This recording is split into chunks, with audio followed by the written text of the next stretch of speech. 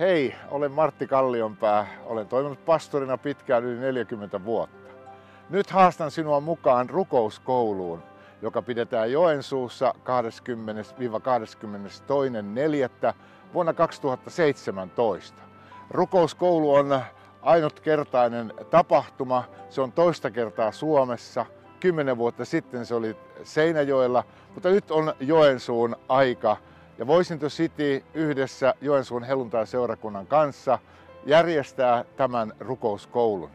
Rukouskoulussa saat työkirjan ja materiaalin, joka varmasti tulee olemaan sinulle suureksi siunaukseksi, ja haastan sinut mukaan.